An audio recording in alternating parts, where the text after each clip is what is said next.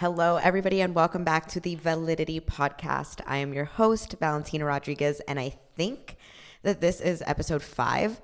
This is the first episode I'm recording from my spring semester at USF's. I'm getting my master's in exercise science with a concentration in physique enhancement, and every episode, I've tried to really recapitulate some of the most important things that we've learned while I'm getting my master's. Anything that I think would be pertinent, share it with you guys. And I filmed, I believe, 4 episodes from last semester, and I have hella notes for things that I can keep drawing from and sharing with you guys. But I wanted to start the spring semester strong with a really freaking hot topic in today's world, in social media, in the world of exercise science, in the world of muscle physiology, which is lengthened partials. So before we get into all of that, I wanted to give you a little bit of a personal update. So in terms of the research that we're doing in Dr. Campbell's lab, the Performance and Physique Enhancement Lab, I am a lab coordinator there, and we are undertaking 2 research studies in reverse dieting. I won't get too much into it because I feel like I've talked about it a lot in previous episodes, but our reverse dieting survey study is wrapping up this week. We've got a pretty high number of survey responses, so we're going to be able to hopefully adequately operationally define what reverse dieting is, since it's not currently defined in the literature, and we'll be able to use that information to inform our intervention study. So definitely keep your ears open for recruitment coming up. I will talk about it on the podcast as soon as that intervention study is IRB approved and we start our recruitment process, but we need a pretty large sample size. So we're hoping to garner a lot of subjects. So if you're interested in finding your maintenance, going through an aggressive diet, and then being assigned to one of 3 post-diet approaches, one of them being reverse dieting, so we can finally study its efficacy at mitigating weight regain, then let me know. As always, my contact info, if you have questions about this episode, if you have general questions you want me to answer, or you're interested in the study, my email is thevaliditypodcast@gmail.com. My Instagram is @VallFitt, VALLFITT. And you can shoot me a DM there, shoot me an email, and we'll shoot the shit. We'll talk. We'll see what's on your mind. But I guess in terms of personal stuff, still feeling good, still working, still killing my protocols. We're tightening up a little bit right now, and I'm down in weight a little bit. Carbs are still high. We just started a carb cycle, which honestly, I'm kind of starving, even though my food is still higher than it's ever been historically in the past. But we're chugging along. We're just executing daily. No free meals this week, so we're really just executing, grinding daily. I have an exam coming up next week in sports nutrition, and I just finished writing a paper on lengthened partials. So that is precisely what we're going to talk about. So I'm going to stop yapping, because God knows I could yap forever. It's one of my girl hobbies, is just to yappity yap. And instead, we're going to get down to the science. So I don't know if you've heard, but everybody and their mom today is saying train exclusively in lengthened partial range of motion, because it is more efficacious, it is superior to a full range of motion for inducing hypertrophic responses to resistance training. So first of all, what the hell is a lengthened partial? So when you think about a range of motion of a traditional exercise, it can get really complicated when we're looking at muscles, where muscle fibers don't run in a fusiform length. They might be pennate, they might be split fusiform or multi-fusiform. But when we're thinking about a more traditional muscle group, we can take a bicep, for example. We can take a hamstring. We can take a quad. Let's take the bicep as a super easy example when we're thinking about the range of motion. You start with your arm extended. You curl your arm in. That is the full range of motion. Basically, you're limited at the initial part of the movement. You're limited by your joint mobility. You can't really extend past what your elbow will let you extend. And you bring the curl in, and then the final range of motion, the final portion of the range of motion is limited by your bicep physically contracting against your forearm, if that makes sense. Your that angle can only get so small, that elbow joint angle can only get so small. So there's some physiological limitations to range of motion beyond just lengthening or stretching of the muscle fibers. But when we talk about a full range of motion, we're basically looking at the extent to where you have full lengthening of your muscle fibers versus maximal contraction of those, or shortening of those muscle fibers. And the idea of lengthened partials is that if you train exclusively in the portion of the range of motion where your muscle fibers are lengthened, typically in the initial portion of the range of motion. So think about starting a bicep curl and basically finishing that at 90 degrees, not bringing it all the way up to where the dumbbell would be hitting your shoulder or getting closer to your shoulder. That would be the initial range of motion, and that is synonymous with a lengthened partial. So for the sake of the studies we'll be looking at today, if I say initial range of motion, that is a lengthened partial range of motion, because in that initial range of motion is where your muscle fibers are lengthened, okay? In the final range of motion, it's where they're maximally shortened. And then the full range of motion will capitulate both the initial and the shortened range of motion, obviously. So I believe that what is being said right now is that there's now 5 studies supporting the idea that initial range of motion is superior, or 4 of them say initial range of motion is superior to full range of motion. One of them says that they're equal. We won't be looking at all 5 studies today, but we'll be looking at a handful, 3 to 4 studies that elucidate some of these findings, but we're really going to break down the studies to see what exactly we should be taking from them. And I'm not going to drag you along and make you wait till the end for you to find out, like, my point of view, are lengthened partial superior? My point of view straight up, and I think everybody should go out and look at these studies and form their own opinion, is that there's just not enough trustworthy quality data to suggest that initial range of motion is superior to full range of motion. I think in the studies where that is reported, there's other things that might be muddying the data that makes me question its validity. However, I don't think that initial range of motion can't be better than full range of motion. I just don't think the quality of the data out there suggesting that is enough for us to make that definitive claim. But I've said in every episode, I am more than happy to be wrong. Science is about deducing the best possible conclusion from the available data. And as more data becomes available, that conclusion inherently needs to be able to shift. If the conclusion is going to be ultimately tied to the body of evidence available, if the body of evidence available changes, you have to be willing to change that conclusion. So this is not something that I'm, taking to the death. This is not a hill I'm dying on. I'm just kind of making my own conclusions as we've dissected these studies, looked through these studies. I've done additional research, and we're trying to also think through the physiological rationale of why would exercising and resistance training in the lengthened portion exclusively of a range of motion, why would that induce more growth? Like why would that increase the anabolic stimulus versus a full range of motion where you're still going through that initial portion of the range of motion? Whatever anabolic signal the lengthened range of motion, the initial portion of the range of motion, whatever anabolic signal that is stimulating, you would still be stimulating that in the full range of motion where you're still passing through that initial portion of the range of motion. That's where my brain kind of goes, what is the physiological rationale for why this would be superior? It might not be, it might be, I don't know. We're going to speculate the physiological rationales at the end, but right now we're going to start getting through to the science. So the first paper we're going to look at is by Gatto et al. It was published in 2021. And the paper is titled, Partial Range of Motion Exercise is Effective for Facilitating Muscle Hypertrophy and Function Through Sustained Intramuscular Hypoxia in Young Trained Men. That's a fucking mouthful. Basically, the study is saying that training in the partial range of motion is greater than training in the full range of motion. And they hypothesize it's because if you stay in the partial range of motion more time, you create a hypoxic environment. That means you deprive those muscle fibers of oxygen and you create basically a metabolic environment that is theoretically more conducive to growth, more anabolic. And this paper in of itself did not suggest that specifically lengthened partials or that specifically the initial portion of the range of motion is more hypertrophic than the full range of motion, but it was one of the first few papers that established that a partial range of motion could be superior to the full range of motion. And so the original reasoning for why a partial range of motion might induce more hypertrophy is that operating only in the partial range of motion. In this specific study, they looked at lying tricep extension. So think of a skull crusher. So if you're picturing a skull crusher where you're only staying in that partial range of motion, in this specific study, they did the middle range of motion. So they went from 45 degrees to 90. It was a very tiny range of motion, but that's what they did.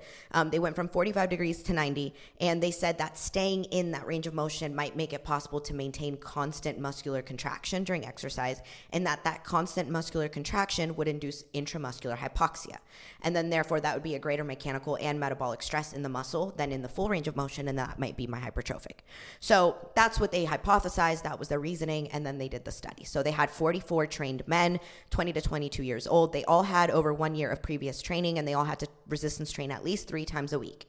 One huge limitation of the study, in my opinion, is that they did not address the training status outside of the study. So they did not address whether they controlled for the subjects to not train outside of the study, not train specifically triceps, to maintain their regular resistance training. There was no mention as to how they're controlling for training outside of the study, which I think is a huge limitation. But this was the subject population that they had. So they basically did an 8-week intervention. They trained 3 times a week, and in each session, they did 3 sets of 8 reps, and they had to maintain their 8-rep max. So they found their 8-rep max. If they could do 1 more rep, then they would increase weight until they were adequately doing 8 reps to failure, basically. And one of the groups did the full range of motion, which I believe was 0 to 90 degrees. And then the partial range of motion group did 45 to 90 degrees.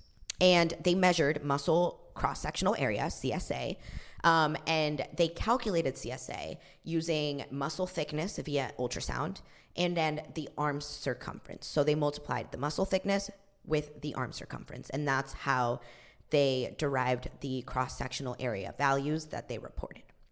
They also measured intramuscular oxygen to try to test their hypoxic hypothesis. So what did they find? After 8 weeks, they found that both groups grew from pre to post. So from before the intervention to after the intervention, both groups grew. However, the growth for the partial range of motion group was significantly greater than the growth for the full range of motion group. How much greater?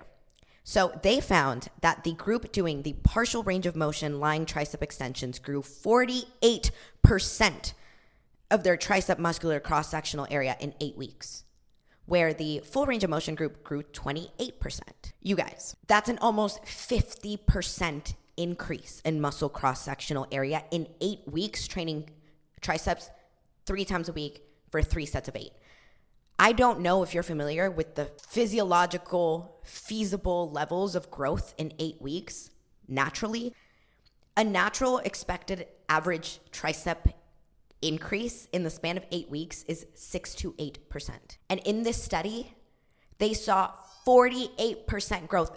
They literally said that these triceps grew almost half in size. That is an astronomical level of growth that, in my opinion, should make you question what happened here. And it's not just the partial range of motion group that grew above expected physiological levels. Like the full range of motion group grew 28%, which is still well above the 6 to 8% expected growth. So in my head, and what we discussed in our class is what could be inflating this data. And I'm not coming at these researchers saying they purposefully inflated the data, but I think I would find it very hard that this is the true growth that was achieved. We're looking at the cross-sectional area values that they reported, and they did the B-mode ultrasound muscle thickness values, and they measured them by arm circumference. Arm circumference being measured by, a tape measure around the arm, and B-mode ultrasound being a really technical measurement that requires a lot of practice, and it requires usually you reporting a intra-rater reliability score. So they did not report their raw muscle thickness values. They did not report their raw arm circumference values. We just have their calculated CSA values that were a product of the two. And I don't think it's outside the realm of possibility that there was a lot of measurement error, especially when measuring that arm circumference, because if you move it up a little bit or you move it down a little bit, you're getting a completely different value based off the tricep being like an unevenly shaped muscle that is going to change in size based off how high or how low that you measure. And they didn't really make any statements as to how they ensured that they were measuring at the exact same spot every single time when they were measuring the arm circumference. So in my opinion, I don't think that this study is necessarily saying that partial range of motion can't be better than full range of motion. But I just don't think we can take any of these values to heart if we're contextualizing them within what's physiologically reasonable for growth.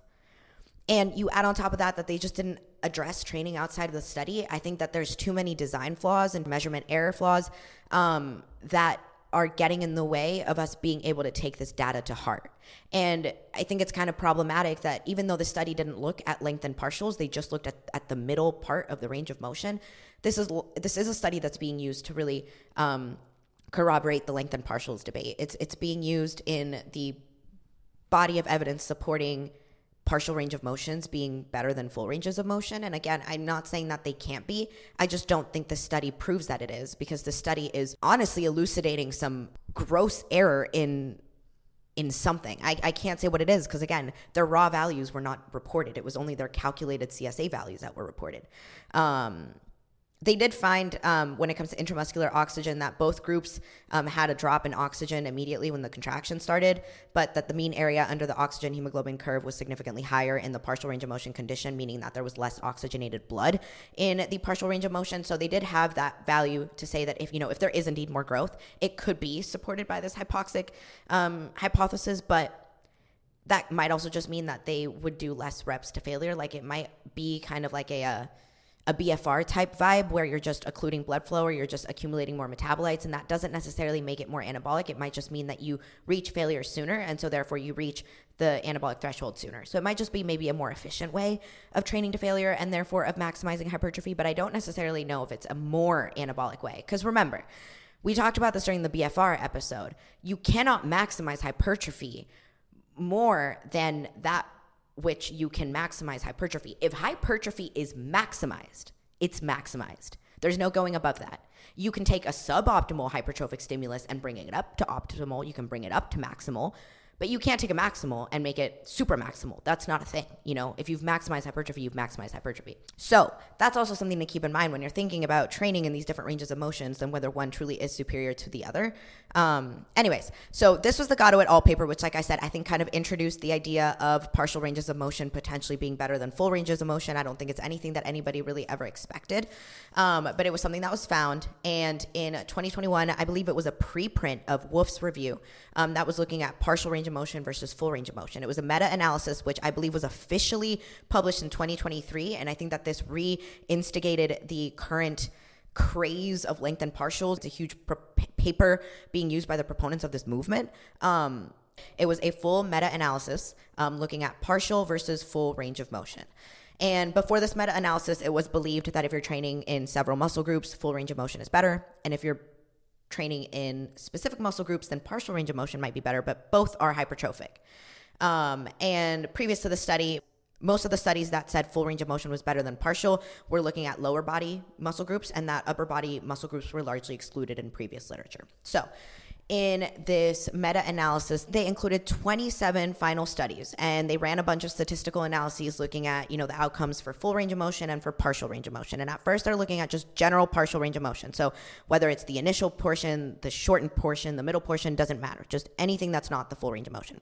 And what they found was that the main model effect, so basically across all outcomes, favored full range of motion. Full range of motion was also favored in muscle size outcomes, so for hypertrophy.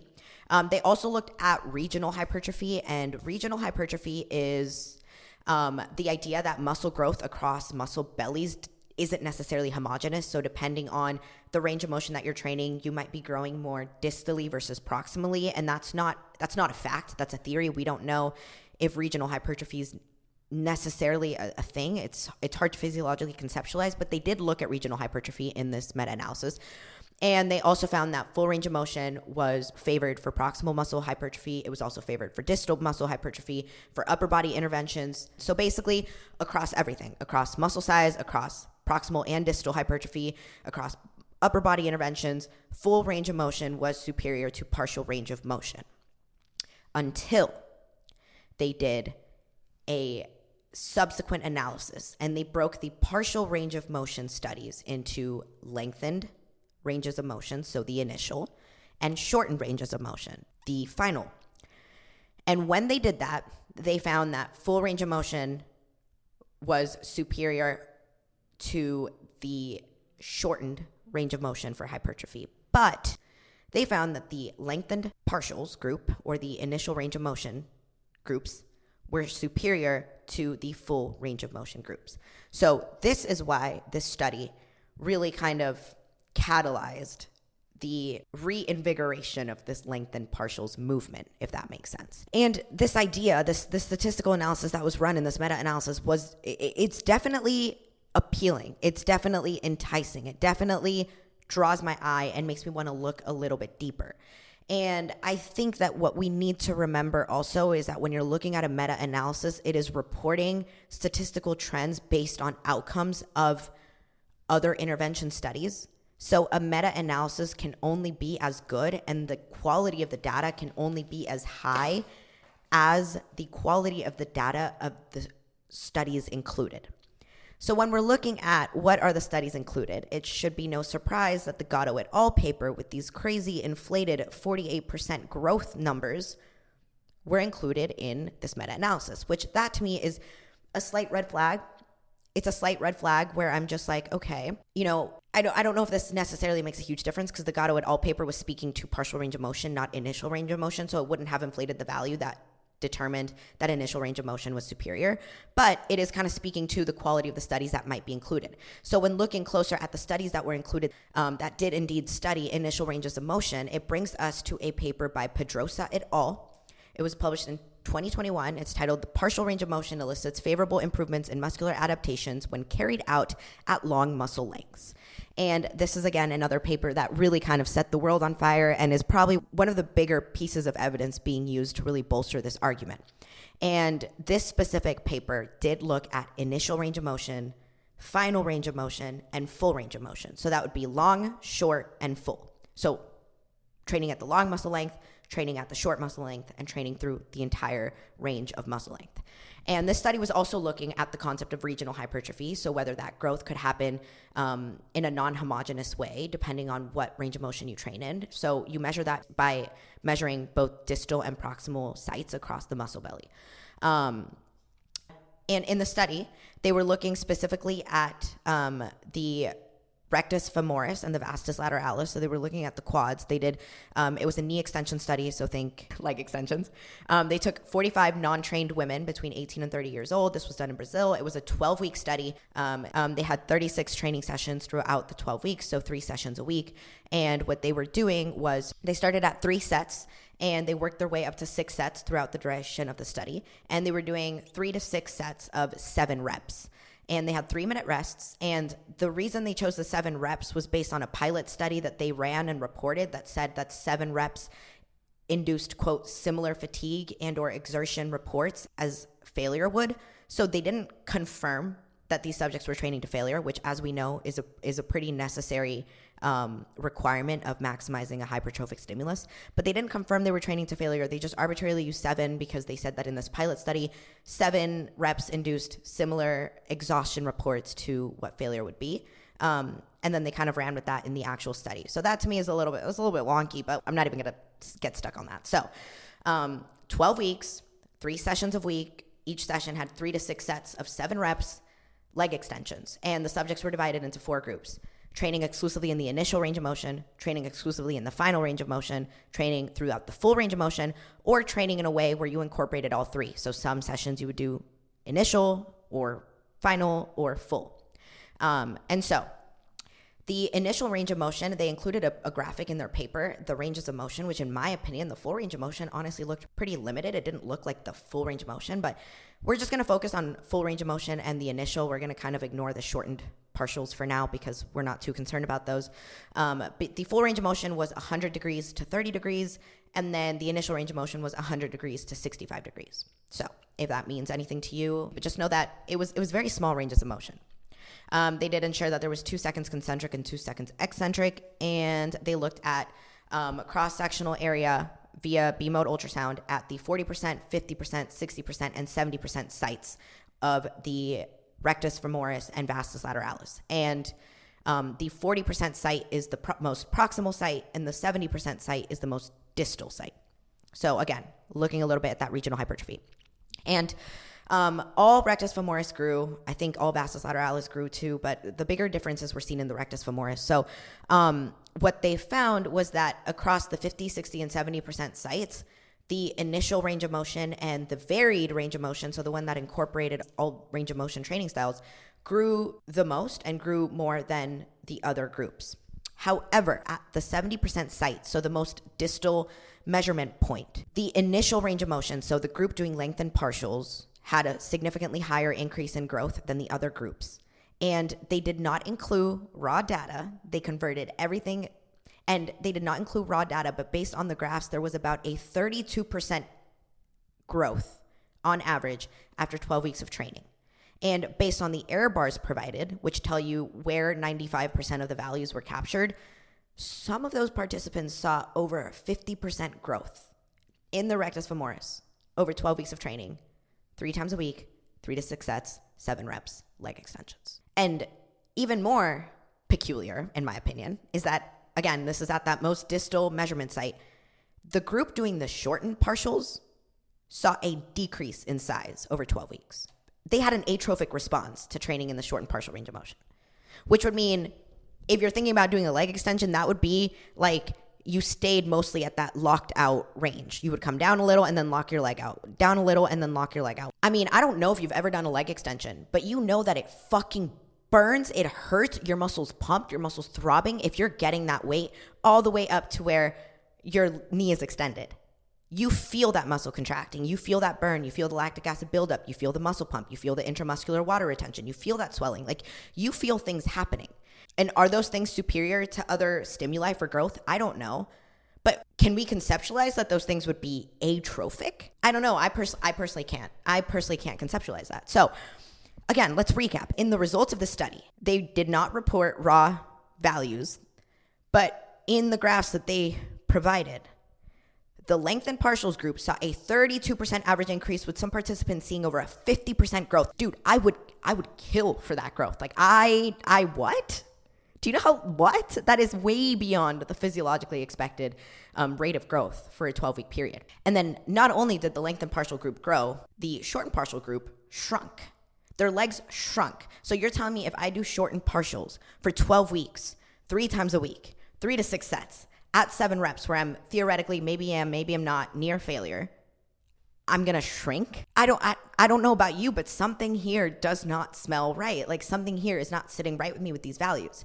I think it is very important to note that they did not report their raw muscle thickness values. They converted everything to a percentage, and then all the statistical analyses were run based on the percentages. And I would personally like to see the raw muscle thickness value data. Also, we have to remember that B-mode ultrasound is a very precise measurement tool that requires a lot of practice and requires inter-rater reliability. It requires being a really, really, really good at measuring that site in order to get reliable data. And I don't know, I don't think, like, if you get a study that says lengthened partials is better, but lengthened partials is growing way, way, way, way, way beyond the physiologically expected rate of growth, and then you have some groups actually shrinking, it's not that I would say lengthened partials can't be better. I would just say I don't trust in the integrity of this data to make that decision. And I think that that's what we're forgetting. And the most important thing, especially when it comes to that group that saw the size decrease, that saw their quads shrink, they did have a control group. They had a control group where there was no training. There was no training at all. So you're telling me, and they did not see decreases in size. So you're telling me that training in the shortened range of motion, doing shortened partials, is going to be worse for you than not training at all? Again, think about that shortened range of motion where your muscle is maximally contracted, where you feel the burn. It's hard. You have internal tension being built up. Like you have so many anabolic stimuli placed on that muscle. Is it the most optimal anabolic stimuli? I don't know. According to this, apparently not. But I can't imagine that it would be detrimental. I can't imagine that it would be catabolic stimuli.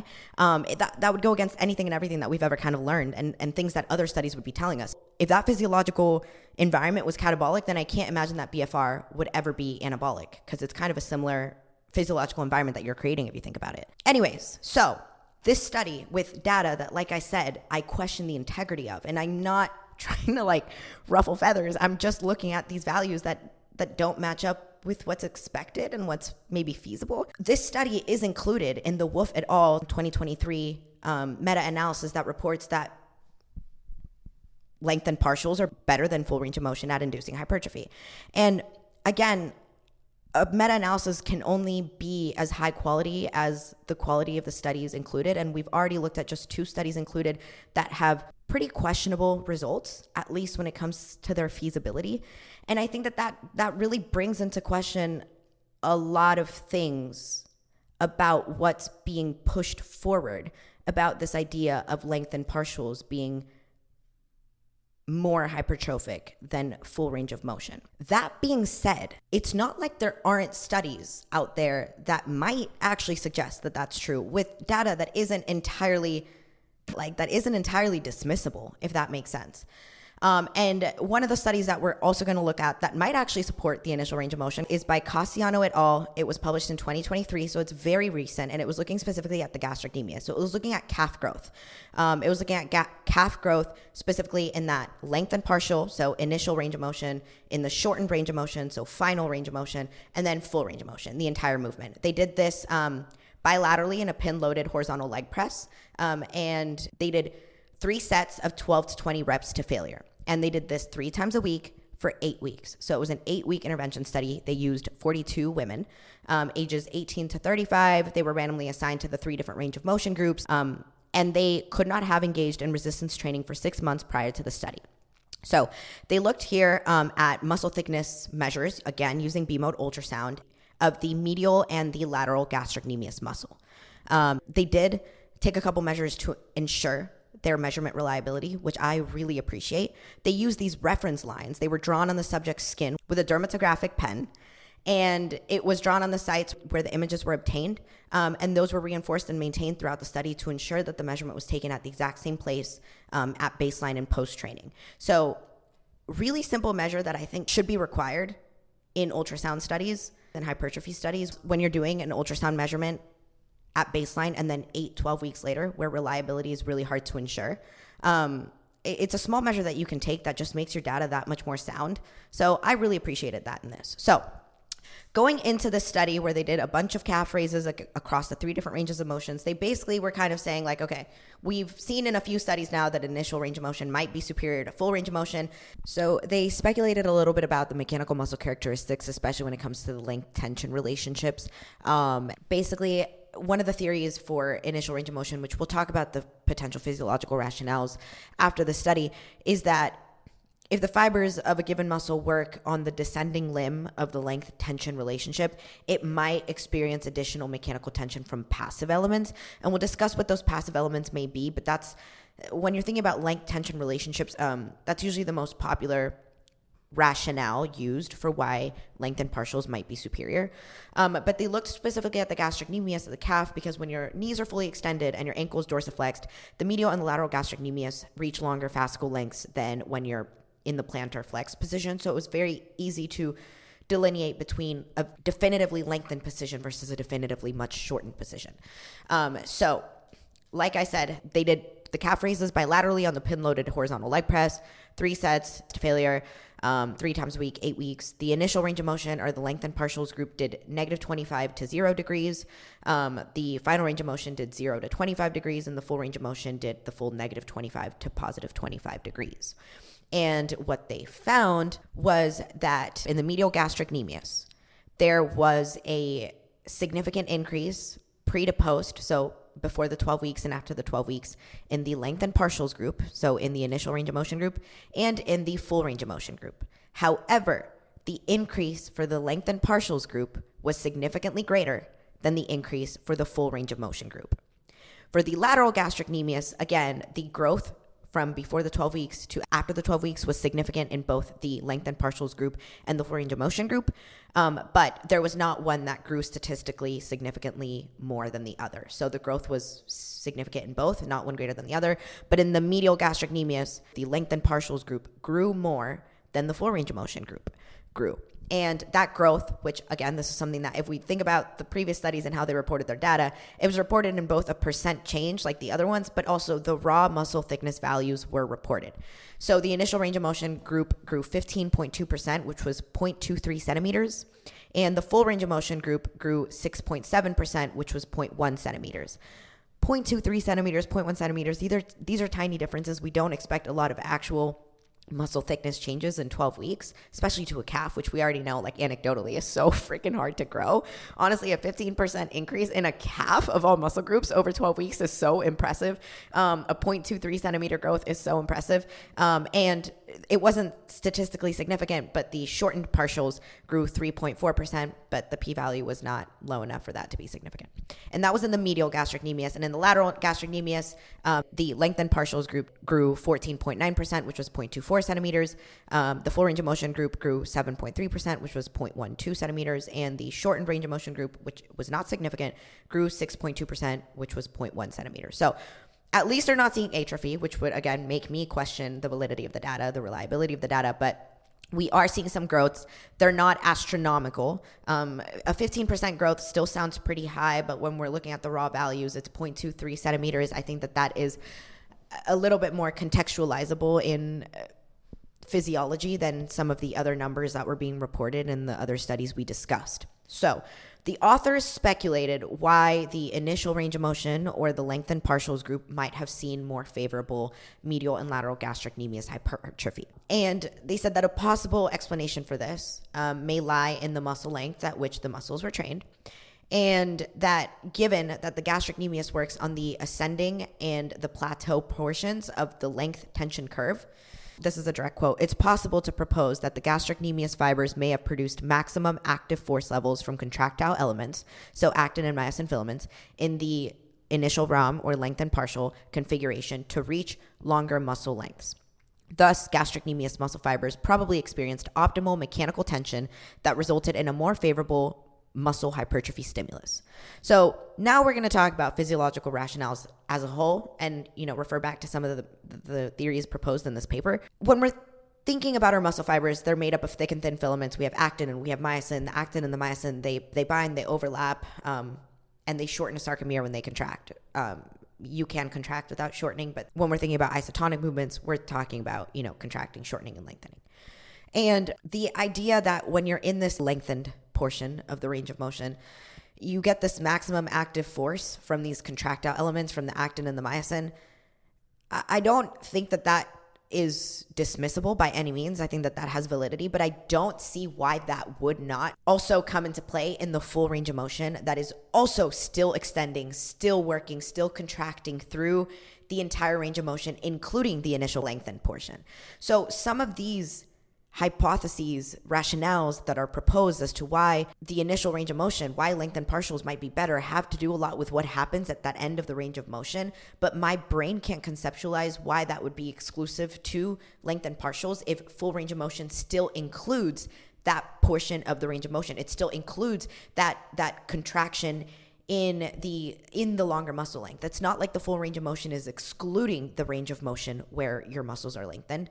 And the way that people go about this, or go around this rather, is that they say that if you train only in that lengthened partials, then you're spending more time in the anabolic configuration, which I guess just would lead you to suggest that there's a different type of tension that is better. But I don't know. It's just, for me, it's hard to think why something that's beneficial at the lengthened portion, if the full range of motion includes the lengthened portion, why would that benefit not be there? Like, why would initial range of motion be superior? I can understand the argument for why it would be as hypertrophic, as good as full range of motion. Like, I think that's where the physiological rationale lands me. Like, I can conceptualize that even though it sounds like it shouldn't be true, training specifically in the lengthened partials, training specifically in the initial range of motion might be as efficacious, as beneficial for hypertrophy as full range of motion. But my brain is not fully convinced based on the data that it would be better than the full range of motion. But the only place where I can potentially wrap my head around that is a different physiological rationale, which actually has to do with more passive tension. And it brings in an elastic element present in our sarcomeres, present within that actin and myosin, and it's called titin. And it's largely, I don't want to say ignored, because I don't know what they're teaching now at like more foundational levels nowadays, because titin was not a thing when I first learned about like the sliding filament theory of like actin and myosin, and you have troponin and tropomyosin covering the myosin binding sites on actin, and then calcium binds troponin, tropomyosin moves, actin binds myosin, myosin pulls. There's the ATP and ADP cycle, the power stroke. We learn about that in very, very basic levels of exercise science, of physiology, of just lower level classes. And we talk about the sliding filament theory, which talks about actin and talks about myosin, but I had never heard of titin until I started this program. But I also was out of school for a really long time, so maybe they're teaching titin nowadays. I don't know. But what titin is, it's a structural element of your sarcomeres. It's bound to your myosin, and it is an elastic spring-like protein. And basically, it's structurally necessary to maintain the structural integrity of your sarcomeres. And it has an element within the titin protein. It's an element called the PEVK element that can be modified via phosphorylation, or we don't know too much, but they think via maybe some binding to actin. That portion can be modified to undergo a conformational change that increases the stiffness of titin. And so if you're thinking about this spring being tighter, it's being activated in the eccentric portion of the movement. When the muscle fibers are lengthening, when you're lowering the weight, if you're thinking about a bicep curl, that's when titin would be activated, and that's when the stiffness would be increased. And titin as a molecule is activated, so its tightness is increasing when the muscle fibers are active, so they're contracting, and lengthened. So one of the prerequisites to maximize titin stiffening is activated and lengthened muscle fibers, because that's when they come into play in protecting the sarcomere and protecting the actin and the myosin. And so if you have more titin stiffness in the active and lengthened portion of the movement, that titin stiffness could be providing more passive tension that could be potentially increasing the hypertrophic response. And again, I asked myself, okay, we have titin stiffness in the lengthened portion of the movement, but you still undergo that lengthened portion in the full range of motion. So wouldn't titin stiffness still play a role in the full range of motion? So then initial wouldn't necessarily be better. It would be just as good as full range of motion. And so, this is all speculation on my end. I'm thinking, what if titin responds to time under tension the way we currently conceptualize muscle fibers to respond to time under tension? And maybe titin spending more time in that stiffer configuration rather than going stiff in the lengthened and then becoming a little bit more elastic in the shortened, and then stiff in the lengthened and then elastic in the shortened, which is what would be occurring in the full range of motion as you're going through the entire lengthened and shortened configurations of the muscle. Maybe titin spending more time in that stiffened conformation, in that tight conformation, induces some kind of response that maybe, I don't know, from an evolutionary standpoint, you would increase your muscle protein synthesis to provide more tissue to protect the titin that's under this sustained stress, if that makes sense, because titin is such a necessary structural component for the integrity of the sarcomere that if it is being placed under constant, consistent stress, you can think that maybe there's a feedback mechanism there that would increase the tissue that would be protecting titin. So we think of titin as protecting the contractile proteins, but maybe more contractile proteins would also in turn protect titin. I don't know. That's my own personal speculation. That's what I wrote my paper on. That's where I'm thinking. And it led me down this small titin rabbit hole. And titin is not very well studied. There's very few human studies on titin. It's very hard to study titin in human models right now. And there are some animal rodent studies. And one that I came across basically took rodent models and they did two mutant versions. One had constitutively decreased titin stiffness, and the other mutant rodent model had constitutively increased titin stiffness. And the decreased titin stiffness models had attenuated hypertrophic responses. So they responded less. They had a lower hypertrophic response to the training stimulus that they were given. It wasn't real training. It's a rodent model. And the increased titin stiffness rodent models had increased hypertrophic responses to the stimulus, which is, it's an animal model. So we can't take too much from it. But I do think it's suggesting that titin stiffness plays a role in our hypertrophic responses. And if that is the case, then maybe it's titin stiffness the tightened stiffening via the conformational changes in the PEVK element that it's undergoing once that muscle fiber is lengthened and activated, which it would be lengthened and activated throughout the entire movement if you're training exclusively in the initial range of motion, in the lengthened partials range of motion, then maybe tighten is the reason why we're seeing this superiority of lengthened partials to full range of motion. Maybe tighten plays a much greater role in the anabolic signaling in the hypertrophic response to training than we've previously thought. I don't know. Again, this is all speculation because right now, the studies that we have suggesting that lengthened partials are better are either based on data that is, in my opinion, not of the highest integrity when it comes to the data being reported. And I'm not saying this was intentional on any of the researchers' ends. I just think if the data is way too good to be true based off what physiology would tell us we can expect from a realistic training protocol, then it might be way too good to be true. So we have questionable human data.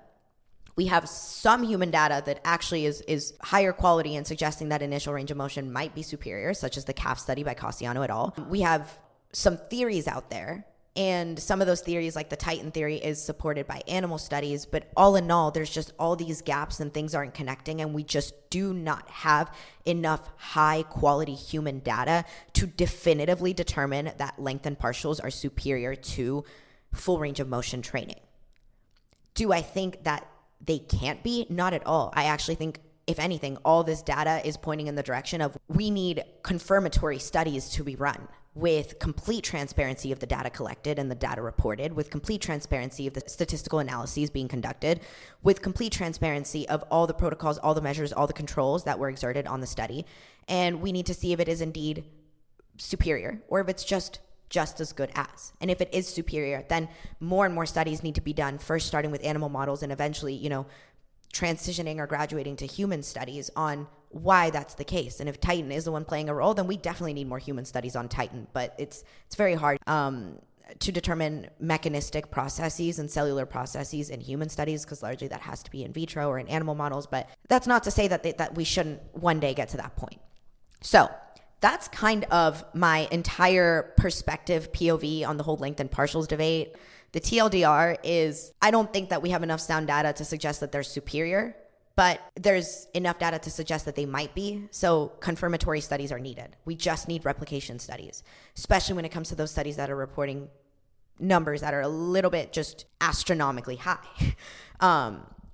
So what does this mean for you? What does this mean for you in your training? What does this mean for you in your growth? I think that you should train specifically in lengthened partials every single set, every single rep for every single training session for the rest of your life? No.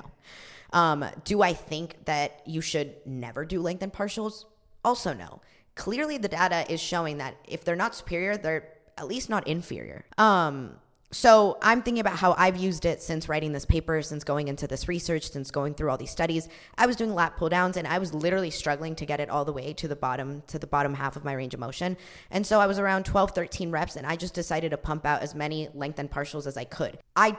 If I was against lengthened partials, I would have stopped at the 12th, 13th rep, and maybe I would have maximized hypertrophy because that would have been failure of the full range of motion potentially. But I'm using it as like insurance. If I can't get through the full range of motion for my last few reps or for a few more reps past my goal rep range, then I'm going to crank out some lengthened partials. I'm not kidding. I was sitting in that lat pull down, envisioning the Titan stiffening, trying to connect with every little fiber, every little actin, every little myosin, every little Titan. And I was like, stiffen, you motherfucker. And I cranked out a few more reps. And do I think that I'm going to grow more because I did that? I truly don't know. But at the very least, I don't think I'm leaving gains on the table, if that makes sense. And if there's certain muscle groups where maybe you have trouble activating them throughout the full range of motion, focusing on overloading in the lengthened partial range of motion, it might be more beneficial.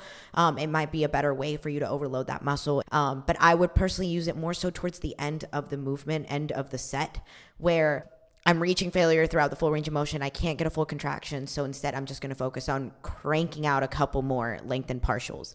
And I've been doing that and it feels good. It feels like a nice way to add variety, a nice way to at least mentally know that I'm not leaving anything on the table. At least mentally know that if initial range of motion, if lengthened partials do indeed end up being significantly superior for hypertrophy, at least I know I'm at least doing them, but not doing them in a way where I'm compromising my performance on my regular training, my regular going through the full range of motion. Because there's also theories that muscle swelling in of itself is an anabolic stimulus, and you get that swelling from the pump from that contraction, and that happens a lot at the shorter range of motion. If we're thinking about the hypoxia hypothesis of the Gatto et al. Paper, they were operating in the middle range of motion. And if we're thinking about creating that hypoxic environment, you'd be doing that more so at shortened ranges of motion. So I don't know. I think there's a benefit to everything as long as you're not completely isolating one range of motion and doing it at the expense of not doing the full movement, if that makes sense. So I think that that's what you can take away from it practically. I would throw some in there when you can no longer perform the full range of motion, and maybe add a couple accessory movements where you train exclusively in the initial range of motion and see for yourself if you feel like it's helping, if it's not. And at the end of the day, you have to enjoy your training, because I don't think that there is an optimal training program that can overcome you not giving your full effort. So if you hate training in a certain way to where you cannot get into the mental headspace of training to failure and of truly pushing near failure and giving it your all, then that written program might be super fucking optimal. But if you're not showing up in that mindset of pushing near failure, you're not going to get the growth that you need out of it. And if you love a slightly less optimal program, but you're pushing hard, you might see more growth on that. I think everything also needs to be taken relatively to how you're showing up, how you're actually training, how you're actually performing. And that's based on preferences. It's based on your engagement, what you like, all these things. So a lot of times we look at science in a vacuum and not in your own personal implementation. So that's another thing to consider. But yeah, I think that's what I have for you today. Biggest takeaway is I don't think that we have a definitive answer on lengthened partials and whether they're better or not. They might be, but not enough quality evidence is supporting that, in my opinion. We need more application studies actually testing, is it better? And we also need more mechanistic studies looking at the physiological rationale as to why they might be better, because it does kind of contradict some of the things we currently know about how hypertrophy, anabolic signaling, anabolic responses, and muscle physiology, muscle mechanics actually works. So in exciting and interesting places for future research to go. I know I didn't cover every single paper that's looking at lengthened partials, but I wanted to cover the few that I had kind of gone into in depth. I am very, very open to being proved wrong. I'm very, very open to hearing other points of view. I am so invested in this. I love learning everything and hearing the proposed mechanisms as to why these outcomes are happening. But other than that, if you have anything to tell me, show me, ask me, contradict me, support me, whatever, when it comes to any of these things that we've talked about, email them over to thevaliditypodcast@gmail.com or DM me on Instagram at VallFitt, VallFitt. That's where I post more personal stuff if you want to keep up to date with like my competition journey, my bodybuilding, grad student life stuff. That's my fun little personal, but I'll keep science on here. And my podcast Instagram, which you can also send over questions there, is The Validity Podcast. So that's what I have for you guys today. I hope you guys enjoyed my little spiel on the current lengthened partials debate. If you guys do implement lengthened partials into your training and have any thoughts, any questions, definitely send them over to any of my Instagrams or to the email. And I hope you guys have an amazing day, and I will see you in the next episode.